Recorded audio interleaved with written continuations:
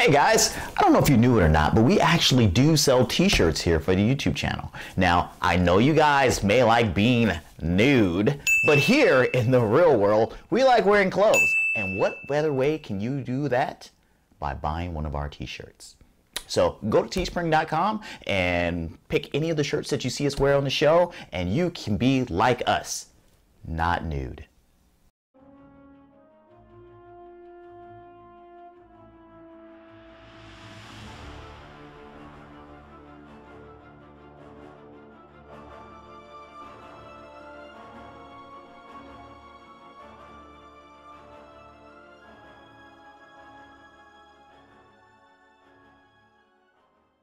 Hi guys, welcome to the Rule of Two, where the Star Wars news saga continues. I'm Terrence. I'm Art. And I have not done that in quite some time, so it did have to think about what I was supposed to say. But I'm glad we're back. And we're back with basically no news, nothing important. Well, there's some news. I mean, no, not really. There's no news on here. I'm here. The news is Art's here. But since I got him back, I feel it was a good opportunity for us to talk Star Wars. As you can see, we didn't even finish setting up the set. I know we're on this the deck of the star of that ship. Yeah. One of the Star Destroyers, but our desk is full of Marvel characters and all these comic book characters. That's fine because we care more about the content than the packaging. There you go. And remember that. I care about the packaging too, but so long as she cares about the package. This is PG-13 show. I got a couple of topics that I wanted us to have some quick conversations about. Like I said, I was glad that I had you back to do a Rule of Two since you hadn't been here for a while. And Manny really doesn't talk Star Wars, so it's really kind of, I mean, I can talk to you guys about myself, but I feel it was good for me to have a conversation with somebody. So we got 3 topics. We're going to go ahead and start off with the first one.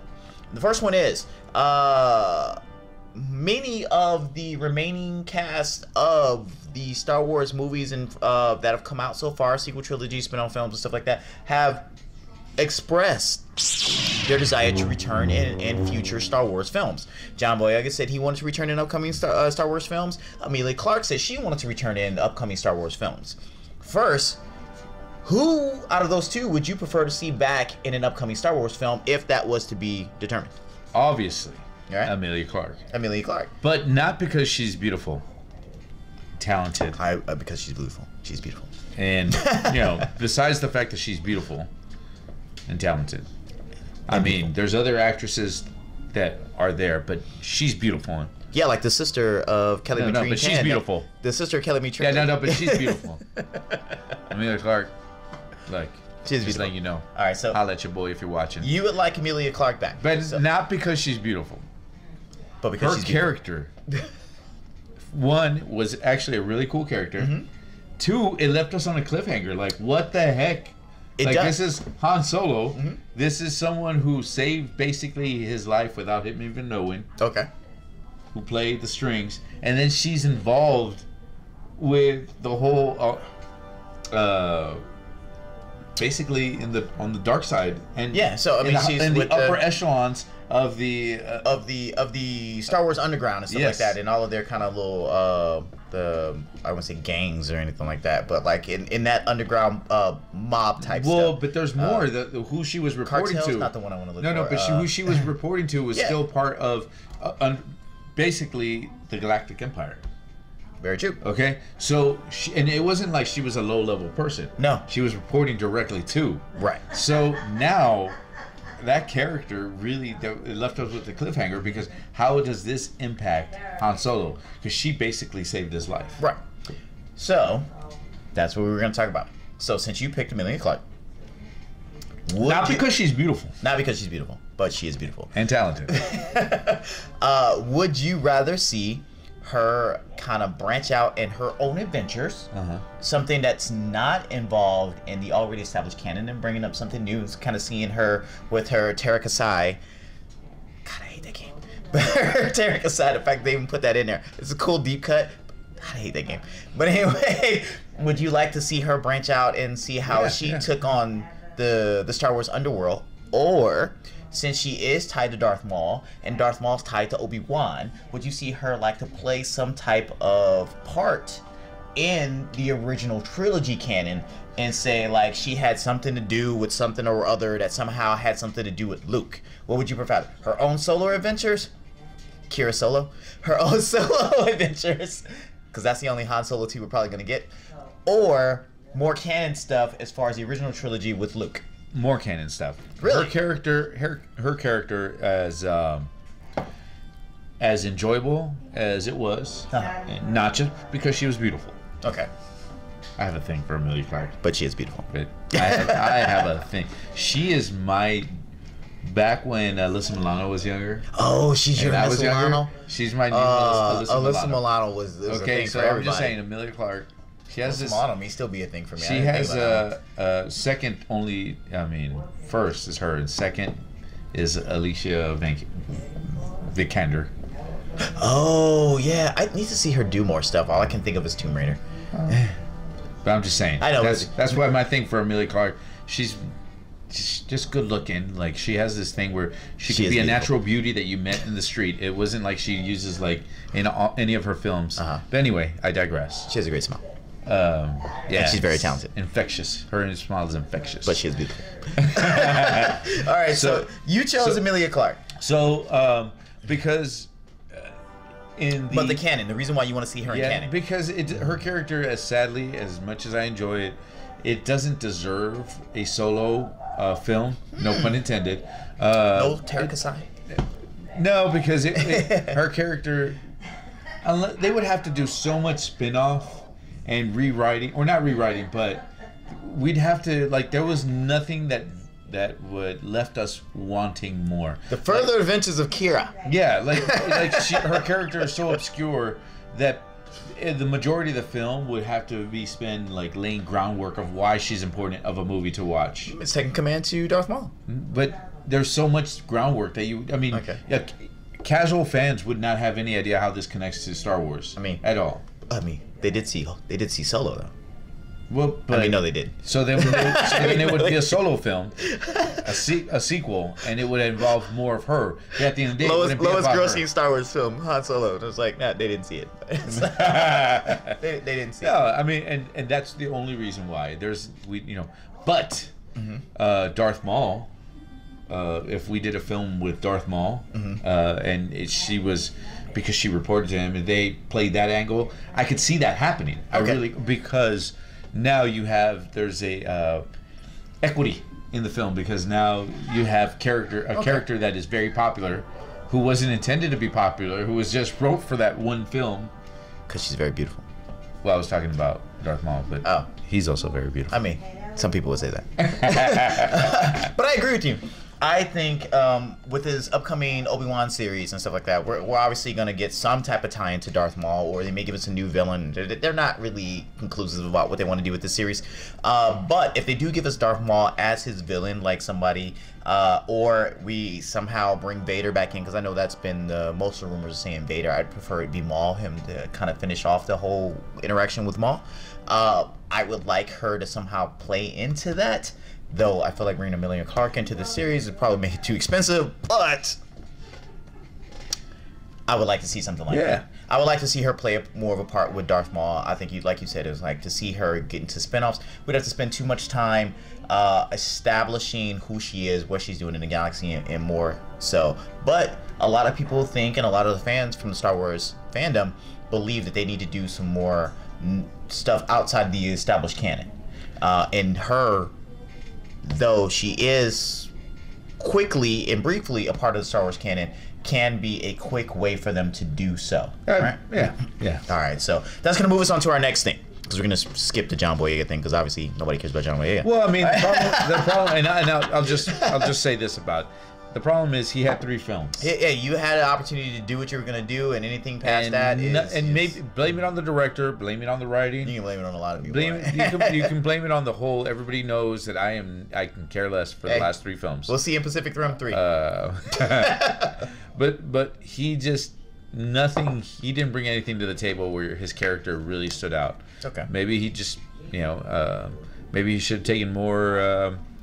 creative liberties with his acting, or done something, but at the end of the day his character didn't do anything after 3 films. Plus, I mean, his character in the second film of the episode 8 was on a pointless journey that served no purpose. Very true. And it was basically Raiders of the Lost Ark, where like everything he did didn't matter to the initial point of the story. So they could have cut it out, and it wouldn't have mattered to that point of that story.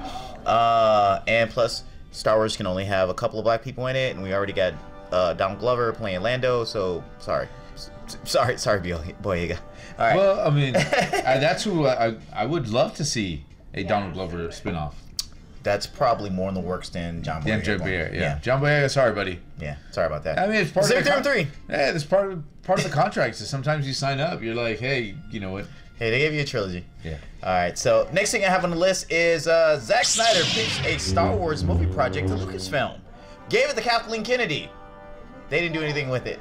So let's detail a little bit of what I know about that project. And I apologize that this was kind of like old news. That's what I said. There's really no news. This is kind of old news, but we're going to talk about it. Old news is good news. I mean, old news is new news to the person that's never heard it before. It's better than no news. Old news is better than no news, right? All right. So unless it's from a doctor telling you some bad news. So what he pitched was a 7 Samurai inspired Star Wars film. That was pretty much what Rogue One was with the with the guys at the end. It kind of was. I never thought about it. It kind of was. It kind of was. I'll give you that. This was not part of the mainline canon. This was going to be something completely new that they were making up. Even though we said we didn't want Kira to go out and do her own stuff, but they're going to do something completely new for this. He wanted to use Yoda in a major role in it, even though he's saying this isn't mainline canon, but he wanted to use Yoda for... Maybe he needed something to tie it in, right? Like, you just need that one anchor and then spin off completely. He's training under the Jedi. Who's too old to begin the training. So he wanted to use Yoda in it. Do all of us a favor and never do that again? Never, ever. It's amazing. It's amazing. It's like Lucasfilm. You need some audio work, some voiceovers? Yeah, you can... Right. Let's go ahead and pass that one out. He's too old. Yeah, it was really bad. I'm sorry. So like I said, it was given to Kathleen Kennedy. It was never greenlit. Would you be interested in seeing a Zack Snyder Star Wars film, project, TV show, whatever the case may be? A Star Wars Snyder cut? You shut your dirty mouth and don't tease me with a good time? You kind of have to film the original one first before you get a Snyder cut. But if I have to wait 4 years for a crappy film, we've already gotten 3 crappy films within the past 5 years. I like 2 of them. 6 of them. I like. Well, I mean, out of the sequel trilogy, I like 2. Out of the last 9, everybody knows the last 3 were my least favorite of all time. So if he can do a Snyder cut with those 3 and work some magic, yes, I'm all for it. Can he fix an original version? Is what you're saying?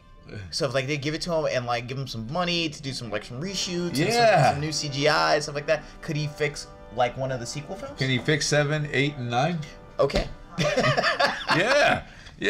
Let's dogpile on 7, 8, and 9. By the way, I love 7 and 8. So I love 7 and 8. New Hope. Yeah, you like the New Hope. Yeah, I did. Of course, I loved it the second time. The second time I saw it.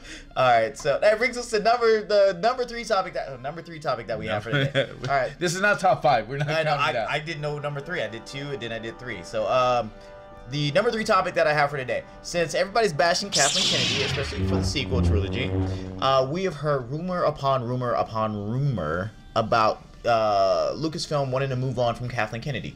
Every time we heard one of those rumors, it never pans out. She still works for Lucasfilm. For all you fanboys who hate Kathleen Kennedy, get over it. But we are gonna think. That being said, we are gonna go out into the multiverse timelines using some MCU reference. #1 Star Wars show on YouTube.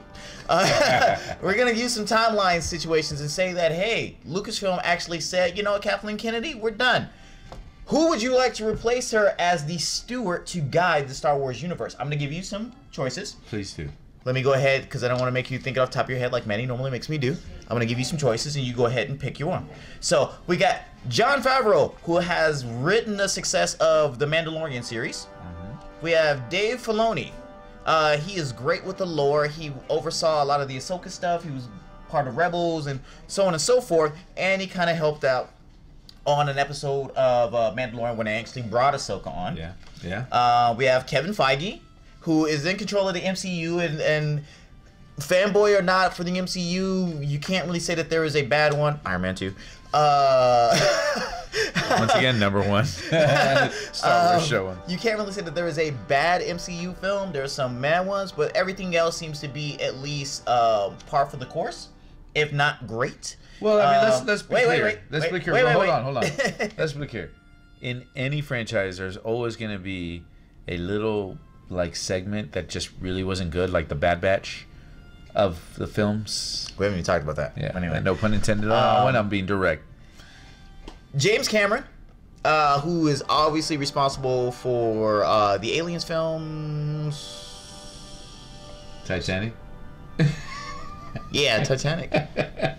Some Terminator stuff too, right? Yeah, some Terminator stuff too. Like two of them. Yeah, two of the Terminators. So he knows how to do sci-fi stuff, right? We're not gonna talk about the Prometheus and the Covenant, but after that we have Bryan Singer with the X-Men films and Superman Returns, stuff like that, and as we mentioned before, Zack Snyder.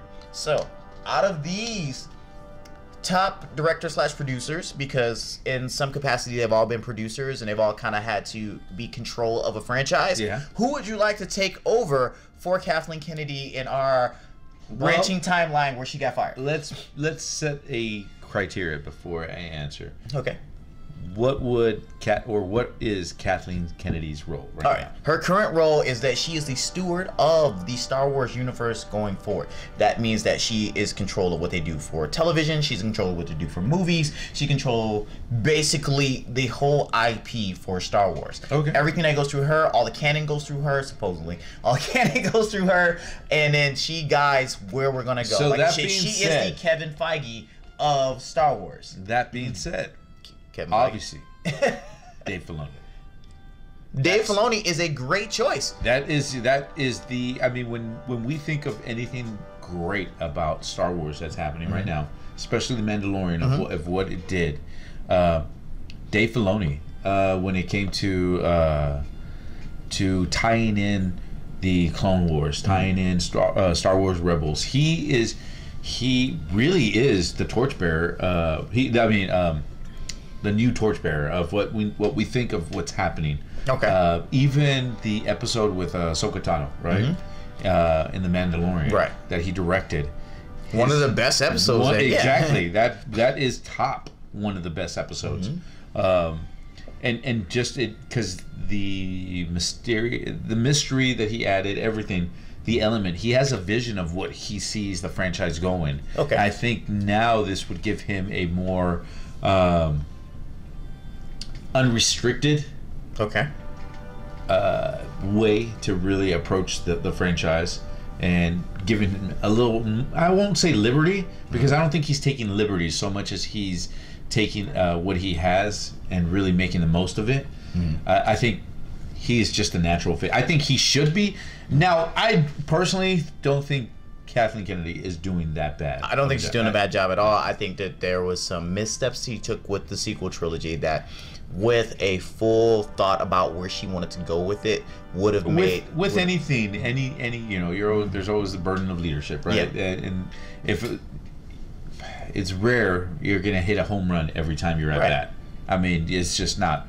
Dave Filoni, I think, is the logical choice, but I'm not her boss, so I don't know what restrictions she had. I don't know how much influence she did have into the decision making. Because I mean, let's be honest, when Disney basically took over the franchise, they had $1 billion, they spent $3 billion on this. Well, no, they had they had $1 billion franchise in their hands, right? And they wanted to be new, they wanted to be fresh, and still keep it. That's something really difficult to do. No, it's very difficult, especially since you got a different generation that's going on. These people that are watching them films now didn't grow up with the original trilogy. They didn't grow up with the prequel trilogy. It was like they only knew of Star Wars because their grandfather and their father or their mother and their grandmother told them about Star Wars, and it was like they still sell toys to this day. Not that I'm discrediting their fandom. It's just maybe the newer generation doesn't they don't understand the value of what we had to go through. Like, you know, now you have multimedia platforms to provide you this entertainment, right? Oh, yeah, I can watch it. I can always go back and watch it. Well, you know, we had a VHS player, and that's all you had. And you rewound it too much. And it was worn out. Right? No, and I'm not saying that discrediting that we're bigger fans because we're older. By no means. I just mean, for us, we have a deeper appreciation, and our imagination took us to areas that now it's so easy. Oh, just do it. Anybody can do it on a, editing tool, right? Very true. Just like the backdrop that we have here. I know the deck of the starter short. Yeah. All right. So what's amazing is that you switched it in the middle right now, and then you're gonna switch it right back. No, I'm not gonna do that. that's too much work. But second. Okay, second. Favreau. Okay. Jon Favreau. I do like the Favreau pick because he's been a showrunner for basically for the Mandalorian series, and the Mandalorian series has been great. We got 2 seasons under our belt, and he's done great in picking directors. That's where I give him his. I give him his props. That's where I was about to say. That's where the key element for him is he took that. Now I think that role is maybe too big of a jump because he's still very active in acting himself. Right. He's not just. But then some people could say that about Dave Filoni. Dave Filoni was in charge of like one small television show. He got to finally get his actual directing thing in The Mandalorian for 1 episode. So putting him in charge, almost kind of like how people saw when Jeff Johns was kind of given some of the creative control when Zack Snyder left. But then it didn't pan out to anything, and maybe it was because Jeff Johns really didn't have. Jeff Johns is a great writer, and he did a lot of great things for the DC universe and their comic universe, but he never ran like a film studio and stuff like that. Yeah, had to control the whole it's so easy cinematic for us franchise. to say. It's so easy for us to just say we'll pick this person, but there's so much more involved than what people think. But Dave Filoni for me is he's who's really has the best idea, at least what we've seen, anything that he's been involved in, where it's very cohesive and it ties together. All right, so it's not sporadic. I'm gonna go left field here, right? Because I think Jon Favreau. Snyder. No, I want to though, but Zack Snyder doesn't respect a lot of things that came forward because he like has ideas, and that's what makes him a director. And he's got his ideas, he has his things. He does great when he needs to give you something visual that he completely came up with and he completely controls. He's a storyteller, right? Like he can do that. James Cameron, I think it's passed him by because Prometheus and Covenant. Prometheus was okay till it got to the end. Covenant was the one with the waste of my time. on the other planet? Yeah, that was Prometheus and Covenant. No, the one where he goes into the body. Sigourney Weaver was also in it. They control the giant aliens. Bodies. No, oh dang it! We've been waiting. Oh, yeah. That's another reason because he's slow. We're talking about Avatar. Avatar. There we go. I couldn't remember because it takes so long. It takes so long for him to do something. Yeah. Plus, but the budget's gonna be too crazy and stuff like that, and we're never gonna make any money with James Cameron. But I'm gonna go Bryan Singer.